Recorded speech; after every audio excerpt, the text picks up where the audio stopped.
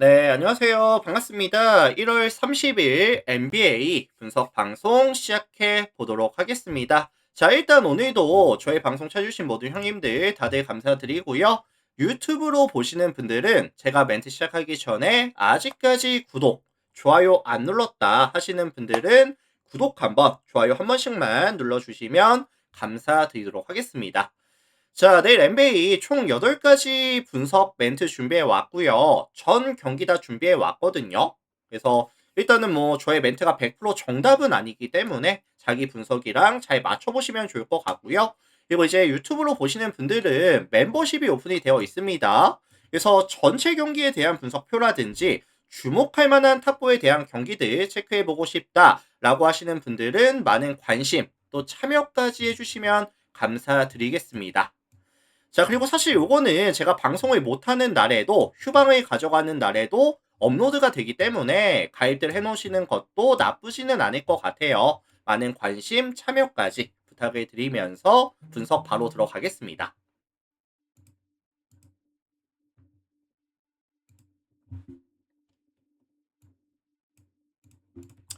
자, 가장 먼저 살펴볼 경기는 필라델피아와 세크라멘토 경기 먼저 살펴보도록 할 텐데, 일단 이 매치업은 가장 눈에 띄는 부분은 세크라멘토가 최근에 경기력이 굉장히 좀 많이 떨어져 있습니다. 최근에 연패가 몇 연패죠? 6연패까지 연패 장줄이 길어지고 있는 상황이고, 가장 큰 문제는 화력에 대한 지원이 안 되고 있어요. 그래서 이번 시즌 세크라멘토가 경기당 득점이 110.48 득점, 리그 전체 28위 수준에다가 오펜시브 레이팅 역시도 109.9를 기록하면서 리그 전체 29위 수준, 최근 5경기에서는 평균 득점이 109.4득점으로 많이 떨어지는 구간. 사보니스까지 복귀가 되기는 했지만 여전히 득점에 대한 지원은 잘 안 되고 있다. 그래서 뭐 라빈이라든지 드로잔이라든지 핵심 코어들에 대한 슛감이 많이 떨어져 있기도 하고요. 뭐 웨스브룩이라든지 몽크라든지 슈터들도 역시나 컨디션이 조금 많이 떨어져 있는 구간이고, 뭐 사보니스 같은 경우에도 출전 시간에 대한 제한이 조금 받고 있는 상황이거든요. 그래서 공수 밸런스 자체가 맞춰주기가 쉽지만은 않다. 자, 반면에 이에 맞서는 홈팀은 필라델피아입니다. 필라델피아 같은 경우에는 직접 미러키를 만나서 139대 122, 17점 차 승리를 가져왔고요. 최근에 필라델피아의 주요 공격 옵션은 맥시라든지 엠비드라든지 이렇게 투맨 게임을 주로 가져가면서 2대2 게임을 많이 가져가고 있고 포스 공략을 많이 하고 있거든요. 효율 자체는 나쁘진 않아요. 게다가 이제 포일 조지 활용한 외곽에서의 슈팅 지원도 나쁘지 않고, 특히나 직전 경기에서는 에드지컴이라든지 아니면 이런 맥케인이라든지 부진하던 슈터들도 살아나는 모습을 보여준 점, 긍정적인 이슈가 되게 많습니다, 사실. 그래서 요거는 사실 종합해 보면은 순수 화력 대결에서 더 많은 포제션과 더 높은 공격 성공률을 가져갈 수 있는 팀은 저는 필라델피아라고 생각을 하거든요.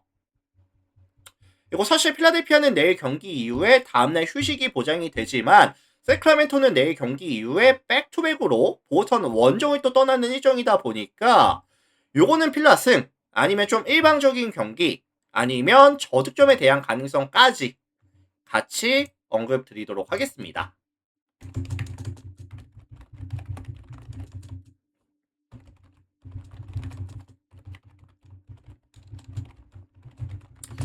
자, 참고하시면 될 것 같아요. 필라승 일방적인 경기, 저득점에 대한 가능성까지 같이 언급 드려보겠습니다. 참고들 하시고.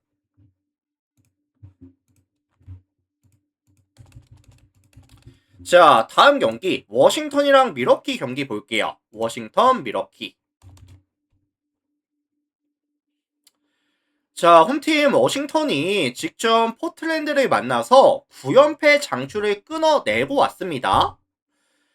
그때 당시에도 워싱턴의 백코트 자원들의 경기력이 올라오고 있다라는 부분에 말씀을 드리면서 9연패 탈출 가능성이 조금 있지 않겠느냐라는 말씀을 드렸던 기억이 있거든요. 최근에 워싱턴이 볼 핸들러가 지금 없다 보니까 트레이 영이 빠져있다 보니까 약간 트랜지션을 많이 이용하고 있어요. 그래서 뺏는 수비를 기반으로 가져가면서 상대 실책 유도한 다음에 트랜지션 상황에서의 상대의 수비가 정돈이 되기 이전에 빠른 템포로 공격을 마무리하고 있고 팀 슛감 같은 경우에도 상승하는 모습을 보여주고 있거든요. 이거 사실 미러키 같은 경우에도 수비 코트에서의 에너지 레벨 자체가 굉장히 낮은 팀에다가 최근에 실점에 대한 억제도 안 되는 구간이라고 한다면 저는 내일 경기 역시도 워싱턴이 최소한 110득점 이상, 120득점 이상까지도 가능하지 않겠느냐 라는 생각을 합니다. 자, 반면에 이에 맞서는 원정팀 미러키인데 미러키 같은 경우에도 최근에 조금 아쉬운 점이 뭐냐면은 케빈 포터라든지 아테토 쿤보라든지 핵심적인 코어들이 많이 빠져 있거든요.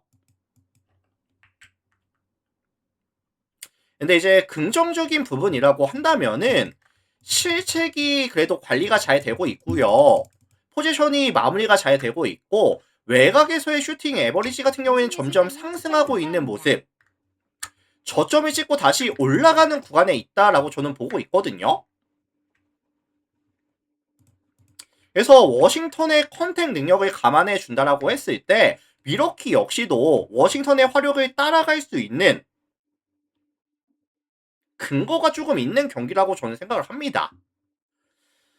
자, 그래서 이것도 제가 종합해 보면은 워싱턴이 주도하는 빠른 템포에다가 야투에 대한 순수 기대값이 양팀 다 높은 경기가 되지 않겠느냐라는 말씀을 드리고 싶고요. 사실 승패 예측보다는 다득점에 대한 가능성 정도, 225.5 기준 다득점에 대한 가능성 정도를 언급드려 볼게요.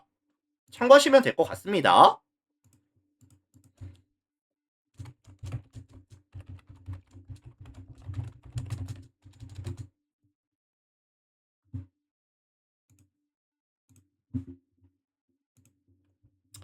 자, 다음 경기 넘어갈게요. 애틀란타 휴스턴 보겠습니다. 애틀란타 휴스턴.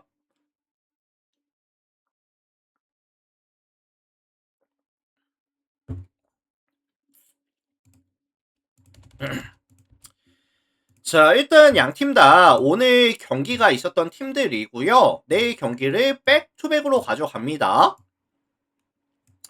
자, 홈팀 애틀란타 같은 경우에는 이제 보선을 잡아내고 왔고 4연승까지 연승이 조금 길어지고 있거든요. 그래서 최근에 애틀란타의 경기력 자체가 조금 명확하게 상승 곡선을 달리고 있다. 뭐 득점에 대한 지원도 잘 되고 있고 실점에 대한 억제도 꽤나 잘 되는 구간을 만들어내면서 마진율이 되게 많이 높아져 있는 구간이거든요. 그래서 윙 자원들의 높은 에너지 레벨, 스페이싱을 활용한 공간 창출, 거기서 이제 파생이 되는 높은 성공률까지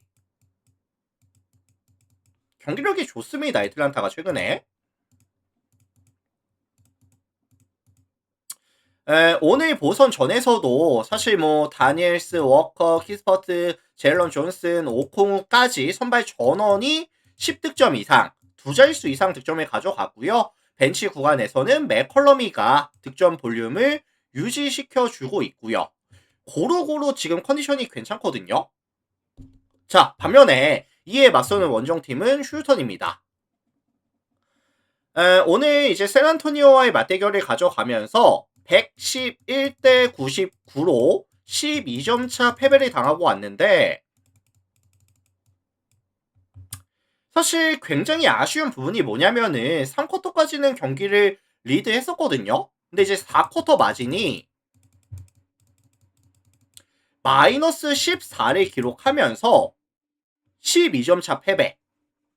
2점을 리드하면서 4쿼터에 들어갔는데 마이너스 14점의 마진을 가져가면서 경기를 지고 왔다.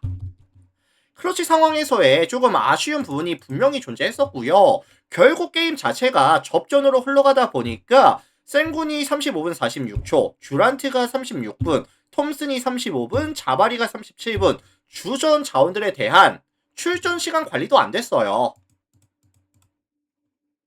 게다가 내일 백투백으로 가져가는 상황에다가 이동거리까지 감안해 준다고 했을 때 휴턴이 과연 공수 밸런스를 유지시켜 줄 수 있을까요? 내일 경기에서?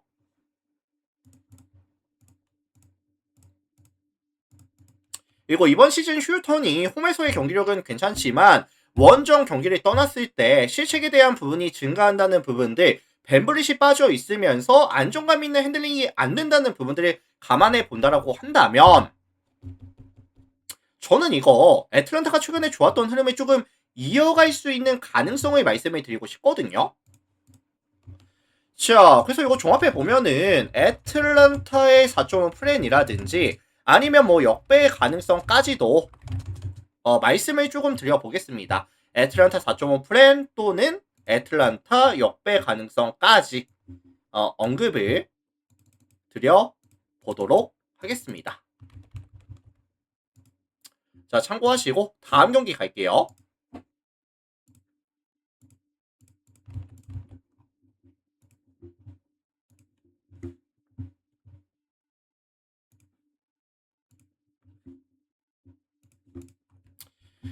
자, 다음 경기 시카고랑 마이애미 경기 보겠습니다. 시카고, 마이애미.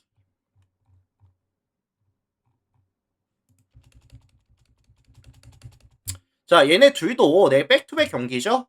시카고도 백투백이고 마이애미도 백투백인데 원정팀 마이애미 같은 경우에는 오늘 올랜도를 만나서 124대 133 9점차 패배를 당하고 왔거든요.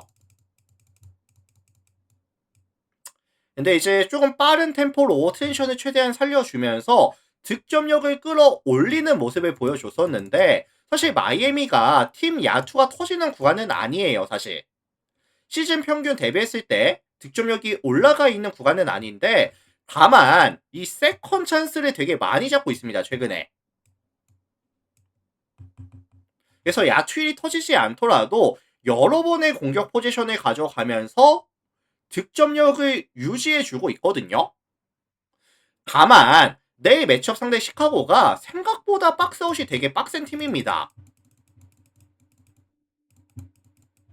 그래서 뭐 부세비치라든지 부젤리스라든지 팀 전체적인 사이즈라든지 박스아웃은 되게 좋은 팀이다 보니까 마이애미가 최근에 이제 세컨 찬스를 많이 잡아주면서 득점력을 유지시켜줬었던 이런 전략 자체가 조금 안 통할 수도 있어요.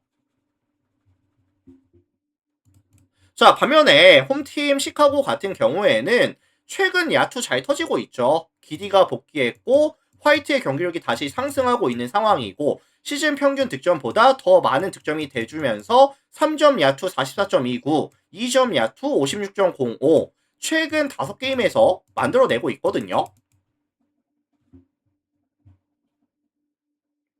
그래서 요거는 종합해 보면은 시카고가 주도하는 약간 다운템포 경기에다가 마이애미의 공격 코트에서의 세컨 찬스, 리바운드 자체가 제공권 자체가 조금 억제가 될 수 있는, 제어가 될 수 있는 경기가 되지 않겠느냐라는 말씀을 전해드리겠습니다. 그래서 요거는 이제 시카고 승이라든지 아니면 이제 1.5 마헨이라든지 아니면 243.5 기준 언더에 대한 가능성까지 참고하시면 될 것 같아요. 시카고 승 일방적인 경기 저득점 가능성까지 언급 드리겠습니다. 참고하시고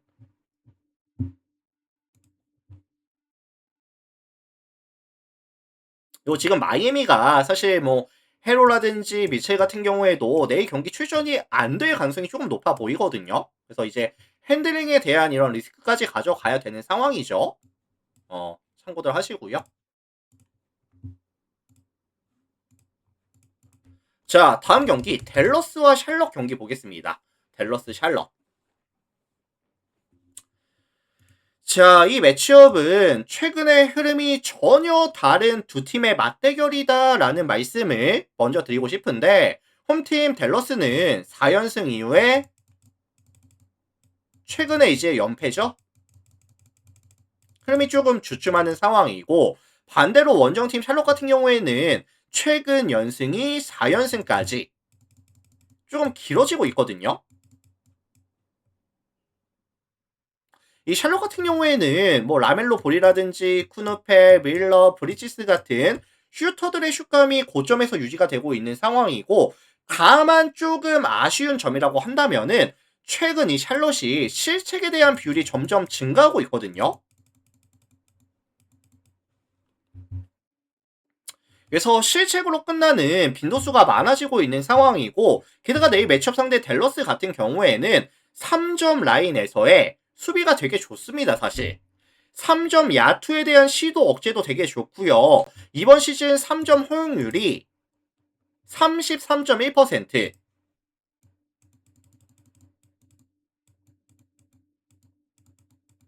리그 전체 몇이죠? 리그 전체 1위거든요. 그래서 샬롯의 외곽이 조금 억제가 되면서 포지션이 마무리가 안 되는 이런 포지션의 빈도가 조금 늘어날 수도 있다. 득점에 대한 기대값을 너무 높게 잡아주지는 않을게요. 자, 반면에 홈팀 댈러스 같은 경우에는 최근 팀 야투가 명확하게 좀 떨어지는 추세를 보여주고 있거든요. 고점을 찍고 점점 떨어지는 추세를 보여주고 있는 상황이고, 쿠퍼 플리그 같은 경우에도 출전이 될지 안 될지, 출전 시간에 대한 관리를 어느 정도를 받을지 사실 좀 의문입니다. 그리고 이제 오늘 미네소타 만나서도 3점을 18개 시도해서 3개 메이드, 16.7%의 굉장히 실망스러운 야투율을 보여주기도 했었고요. 게다가 이제 원정팀 샬롯 같은 경우에는 최근에 실점에 대한 억제도 잘 되고 있거든요. 그래서 요거는 제가 종합해 봤을 때 누가 더 높은 공격 성공률을 보여줄래? 의 느낌보다는 어느 팀이 더 수비에 대해서 조금 더 강점을 보여줄 수 있을지, 다운템포에다가 수비가 주가 되는 접전 저득점을 조금 예측해 보도록 하겠습니다.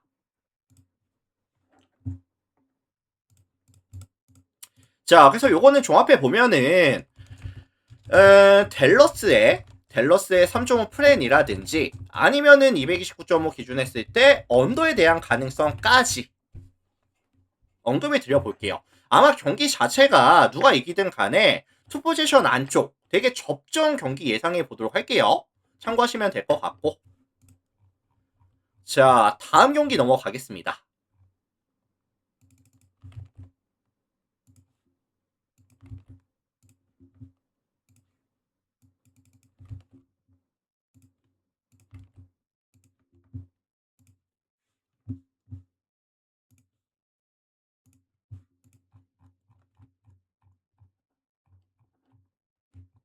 자, 덴버랑 브루클린 볼게요. 덴버, 브루클린.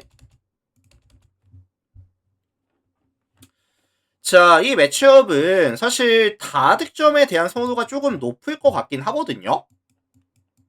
왜냐면 이제 덴버가 홈에서 경기를 가져갔을 때는 득점에 대한 지원이 나쁘지 않은 팀이고요. 그 다음에 브루클린이 최근에 실점에 대한 억제가 안 되고 있는 구간에다가 212.5라는 현재 NBA 판과 맞지 않는 조금 낮은 기준점이 잡히다 보니까 다득점에 대한 선호도가 조금 높을 수 있는 경기라고 생각을 합니다.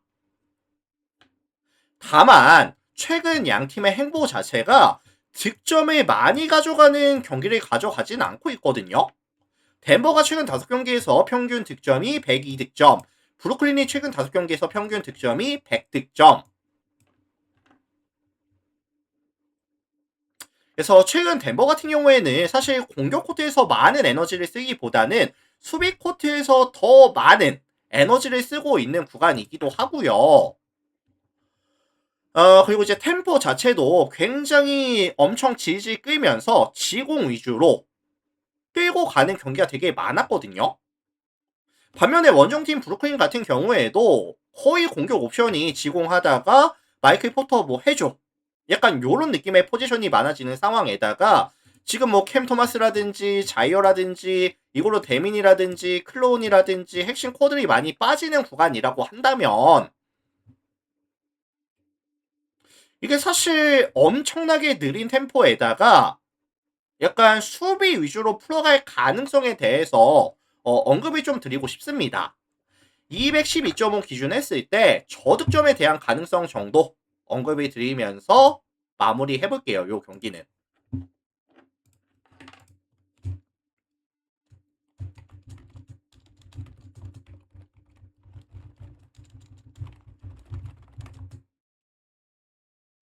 자, 참고하시면 될 것 같고요. 다음 경기 넘어가겠습니다.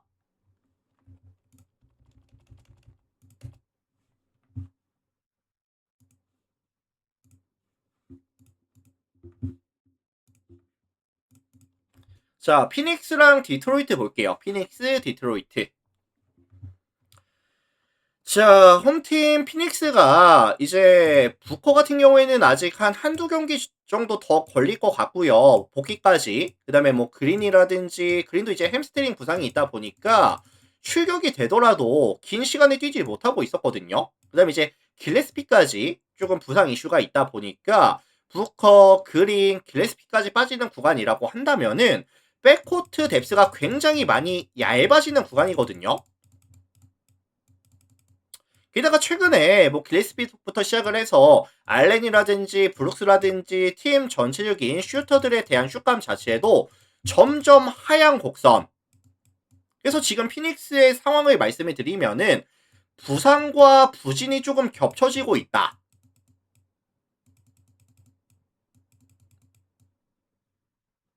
뭐 경기력이 그렇게 좋은 구간은 아니라고 저는 생각을 해요.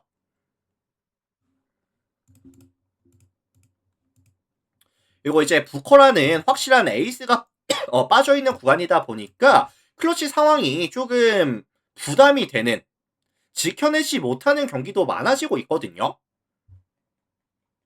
자, 반면에 이에 맞서는 원정팀 같은 경우에는 디트로이트입니다. 디트로이트가 최근 5게임 기준으로 했을 때 경기력이 이제 4승 1패. 나쁘지 않거든요. 그리고 이제 동의기간 평균 득점이 113.6득점에다가 실점이 108.2실점을 내어주면서 동의기간 마진이 플러스 5.4를 기록하면서 어쨌든 접전 경기가 많기는 하지만 크러쉬 상황을 이겨내는 모습들, 이제 접전 상황에서 커닝햄의 경기력이 집중력이 많이 올라가는 모습을 보여주고 있다라는 점은 되게 긍정적인 이슈라고 생각을 해요.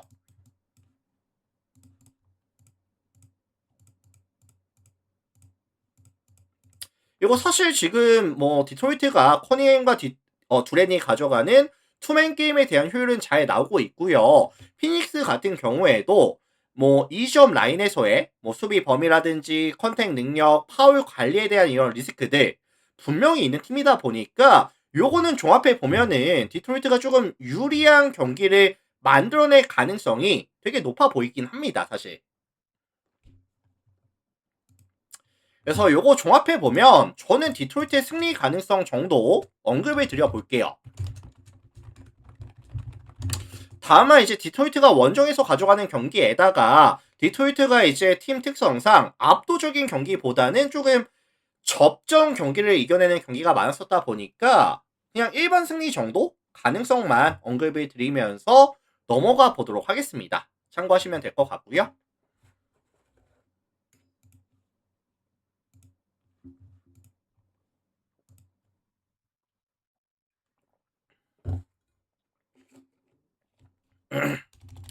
자, 다음 경기 미네소타 오클라호마 볼게요. 미네소타 오클라호마.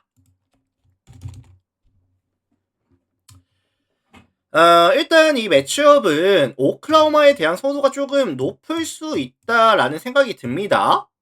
홈팀 미네소타가 오늘도 경기가 있었고요. 댈러스를 잡아내기는 했었지만 에드워즈에 대한 출전 시간 관리가 안 됐어요. 오늘 경기 출전을 38분 04초를 뛰고 왔거든요. 그래서 이제 에드워즈 같은 경우에도 최근에 이제 발 부상이 있었다 보니까 내일 경기 사실 저는 나올지 안 나올지도 잘 모르겠거든요. 출전이 된다 해도 컨디션이 괜찮을지 아니면은 출전 시간에 대한 관리를 어느 정도로 타이트하게 받을지 여러 가지 조금 리스크가 있기는 합니다.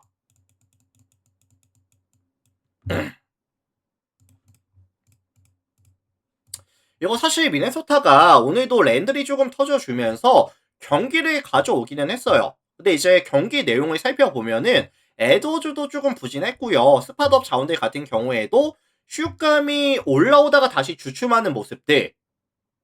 게다가 최근에 미네소타가 조금 아쉬운 부분이 집중력이 좀 떨어지면서 실책에 대한 비율이 증가하고 있다는 부분 역시도 굉장히 좀 크리티컬한 리스크라고 저는 생각합니다. 자, 반면에 이에 맞서는 원정팀 오클라호마. 자, 오클라호마도 최근에 사실 최고점에서는 조금 내려온 상황인데, 오클라호마가 사실 이번 시즌 가장 잘 나갔을 때는 이 백코트에서 타이트한 수비, 높은 에너지 레벨, 그 다음에 이제 수비 범위까지 강점이 있는 팀이다 보니까 앞선에서 상대 실책을 굉장히 잘 유도해 줬었거든요. 근데 최근에는 뭐 카루소라든지 뭐 미첼이라든지 월라스라든지 부상자들이 조금 많아지다 보니까 에너지 레벨이 조금 떨어지기는 합니다. 다만 뭐 샤이라든지 아니면 도트라든지 위긴스라든지 수비에서의 뺏는 수비에서의 강점이 있는 친구들은 여전히 많이 있다 보니까 미네소타가 집중력이 떨어지고 실책이 많아지는 구간에 있어서는 오클라호마가 이거 뺏는 수비 가져가면서 더 많은 포지션을 가져갈 근거는 충분하다고 보거든요.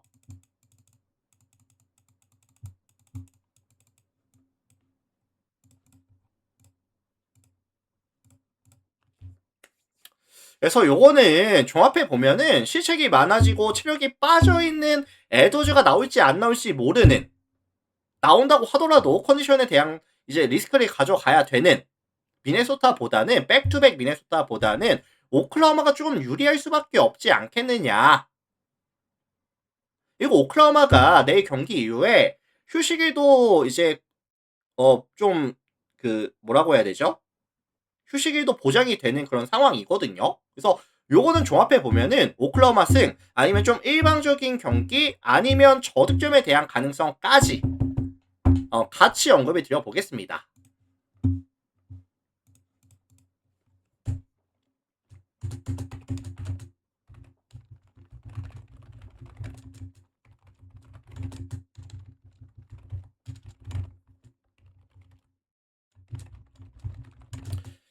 자, 그래서 요거는 종합해 보면은 오클라호마 승 5.5 마헨 226.5 언더 가능성까지 같이 언급을 드리면서 마무리 지어 보도록 하겠습니다. 자, 일단 오늘도 저의 방송 찾아주신 모든 형님들 다들 감사드리고요. 유튜브로 보시는 분들은 나가시기 전에 구독, 좋아요 안 누르신 분들 한 번씩만 눌러주시면 감사드리겠습니다.